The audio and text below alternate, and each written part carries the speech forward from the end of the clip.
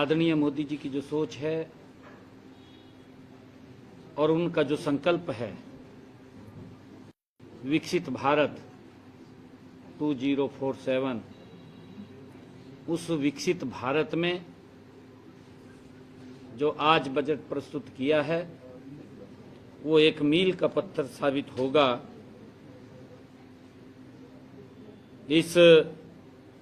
यह बजट,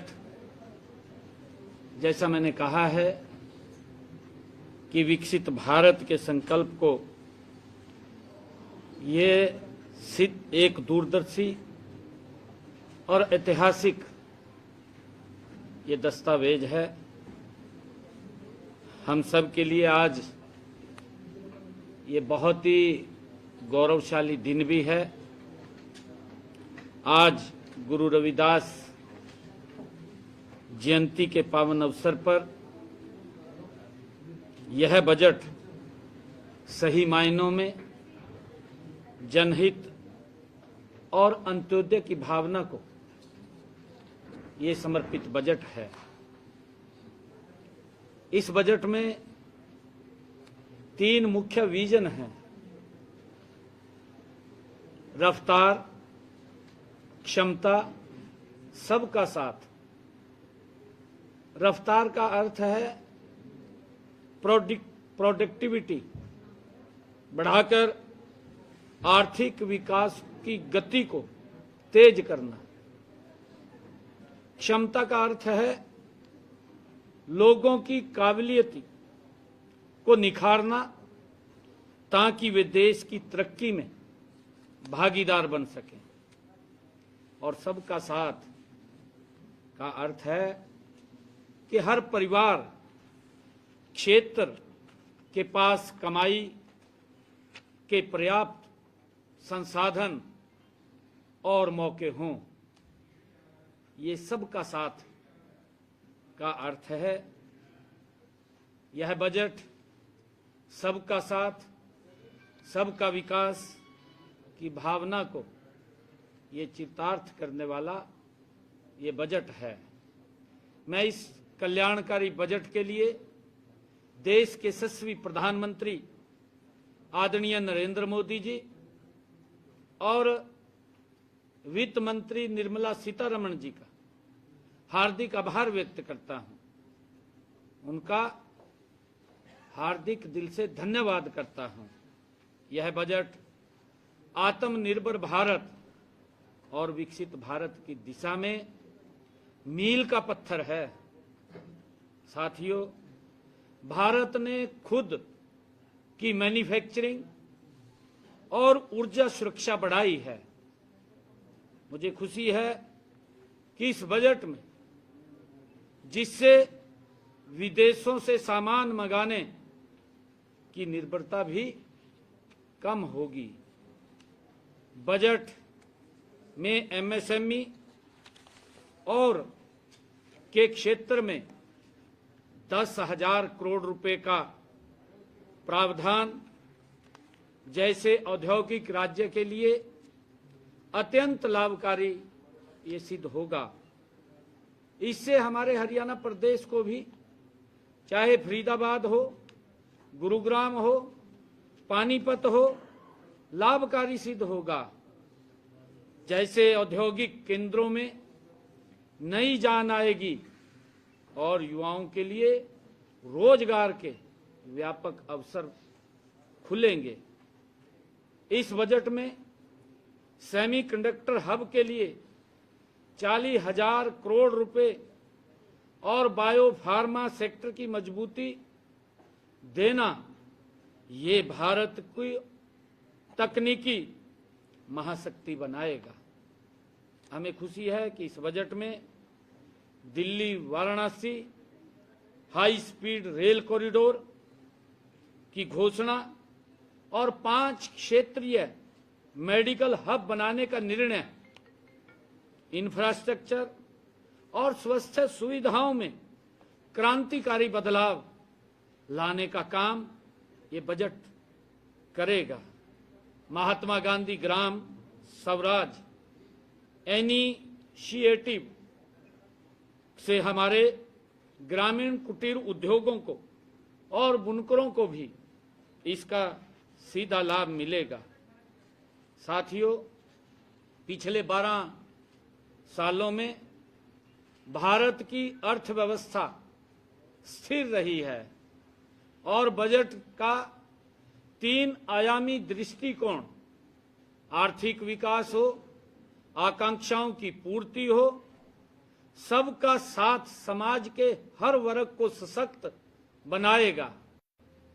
साथियों, वैश्विक उथल-पुथल के बीच भारत का 7% की विकास दर हासिल करना देश के यशस्वी प्रधानमंत्री आदरणीय नरेंद्र मोदी जी के कुशल नेतृत्व का ही ये प्रमाण है। साथियों, वित्त वर्ष अगर 2027 के लिए 12.2 लाख करोड़ रुपए का ऐतिहासिक पूंजीगत व्यय और सिटी इकोनॉमिक रीजन का विकास हरियाणा जैसे औद्योगिक और इंफ्रास्ट्रक्चर केंद्रित राज्य का प्रगति को एक नई उड़ान देने का काम ये बजट करेगा। यह बजट सर्वसमावेशी किसान, युवा, महिला, गरीब सहित 140 करोड़ देशवासियों की आकांक्षाओं को पूरा करने वाला है। साथियों, हरियाणा के लिए यह बजट विशेष रूप से उत्साहजनक है। खेलो इंडिया मिशन पर इस बजट में जो जोर दिया गया है, हमारे खिलाड़ियों को और प्रोत्साहित करेगा।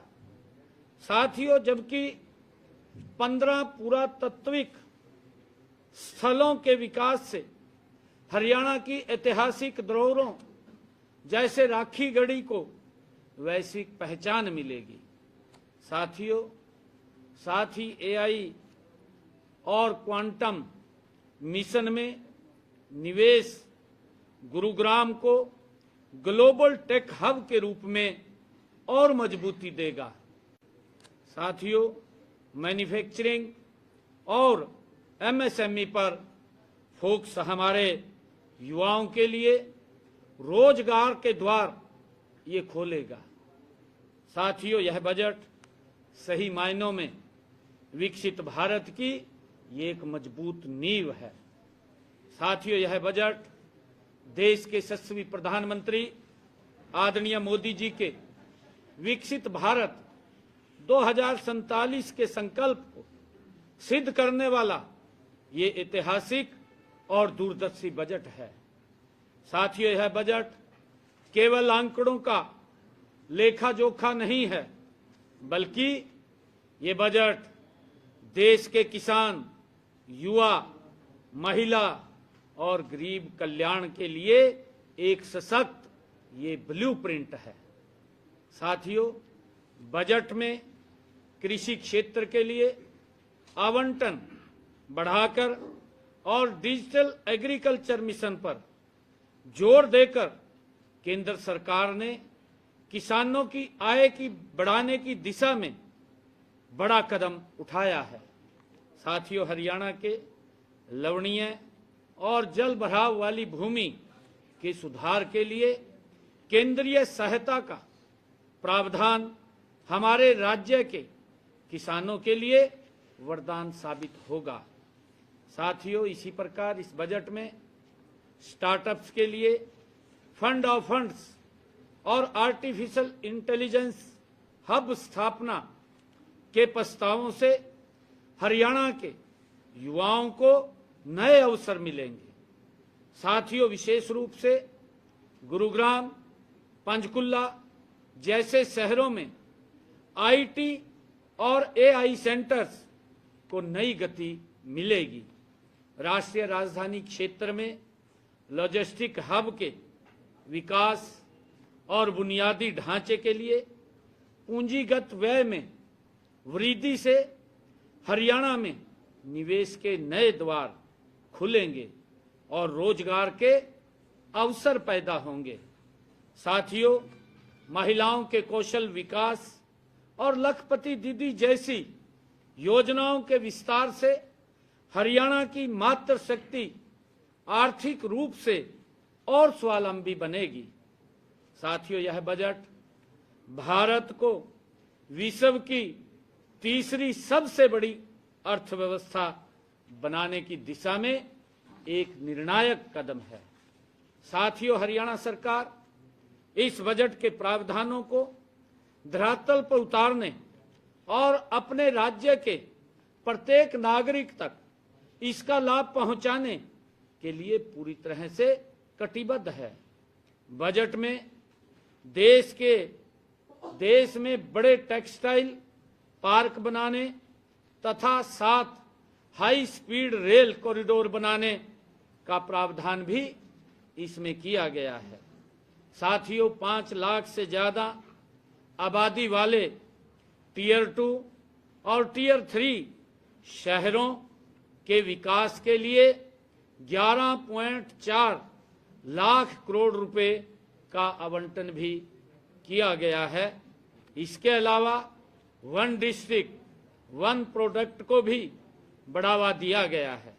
साथियों, मैं आदरणीय नरेंद्र मोदी जी का, आदरणीय निर्मला सीतारमण जी का, क्योंकि ये बजट ये हर व्यक्ति को मजबूती की तरफ ले जाने वाला बजट है।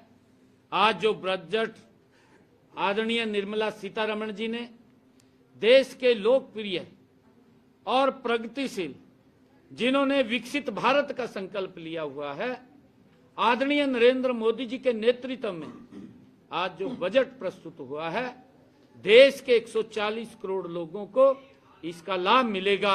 ये भारत को मजबूत करने वाला बजट है और इसमें और भी, चाहे रक्षा क्षेत्र हो, उसकी बेसिक कस्टम ड्यूटी में छूट देने की बात हो, कैंसर रोगियों के लिए 17 दवाएं सस्ती करने की बात हो और 7 दुर्लभ बीमारियों की दवा सस्ती करने की बात हो, कैंसर शुगर की दवाइयां वो सस्ती करने की बात हो, गंभीर रोगों की दवाएं वो भी सस्ती करने की बात हो, निजी आयात पर शुल्क की छूट की बात हो और सोलर एनर्जी से जुड़ी वस्तुओं की वो भी सस्ती करने की बात हो, विदेश यात्रा पहले से सस्ती करने की बात हो और ईवी बैटरी, जूते और चमड़े के सामान उनको सस्ते करने की बात हो, चमड़े के उत्पाद, जूता, बैग, इनको भी सस्ते करने की बात हो, माइक्रोवेव ओवन और बायोगैस मिक्सर, सीएनजी, कपड़ा, मोबाइल बैटरी आदि को इस बजट के अंदर सस्ते करने की बात हो। इसका एक बड़ा लाभ देश के 140 करोड़ लोगों की भावना को ध्यान में रखते हुए ये बजट आदरणीय नरेंद्र मोदी जी के नेतृत्व के अंदर माननीय निर्मला सीतारमण जी ने आज इसे प्रस्तुत किया है। मैं इसके लिए बहुत बहुत बधाई देता हूं और यह बजट ये भारत के उस विकसित भारत के संकल्प को पूरा करने में एक महत्वपूर्ण ये नींव का पत्थर होगा। इसके लिए आदरणीय प्रधानमंत्री जी और निर्मला सीतारमण जी को मैं बहुत बहुत बधाई और शुभकामनाएं देता हूं। Thank you.